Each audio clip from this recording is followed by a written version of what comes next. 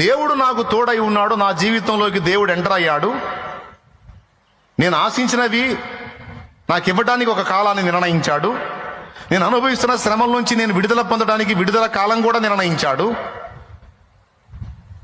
నేను పొందిన అవమానాలకు ప్రతిగా నేను హెచ్చింపబడటానికి తగిన కాలాన్ని కూడా దేవుడు డిసైడ్ చేశాడు. దీన్ని నేను నమ్ముతున్నాను.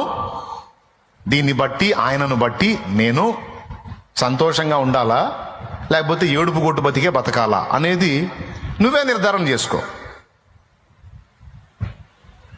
ఎటుగూడి ముందుగతి రానేవచ్చును, నీ ఆశ భంగము కానేరదు అన్నాడుగా. దీన్ని బట్టి నేను ఎలా బ్రతకాలి? హ్యాపీగా బ్రతకాలా, ఏడుస్తూ బ్రతకాలా? నిజంగా దేవుని నువ్వు నమ్మినట్లయితే సంతోషంతోనే బతుకుతావు. దేవుని అనుమానిస్తే దుఃఖంలోనే నీ బ్రతుకుని వెళ్ళదీస్తావు. నీవు దేవుని నమ్ముతున్నావా? అట్లయితే హన్నా కూడా దైవజనుని మాట విని నాట నుండి దుఃఖముఖిగా ఉండుట మానెను అనుంది. ఈరోజు దేవుడు నీతో మాట్లాడిన ఈ మాటను బట్టి ఇక నువ్వు ఏడుపులోనే ఉండాలనుకుంటున్నావా, లేకపోతే మారబోయే నీ భవిష్యత్తు దేవుడు మార్చబోతున్నాడు, దాన్ని బట్టి నువ్వు సంతోషంగా ఉండాలనుకుంటున్నావా? నువ్వేమనుకుంటున్నావో ఓ మాట చెప్పు. ఏడవాలనుకుంటున్నావా, సంతోషంగా ఉండాలనుకుంటున్నావా?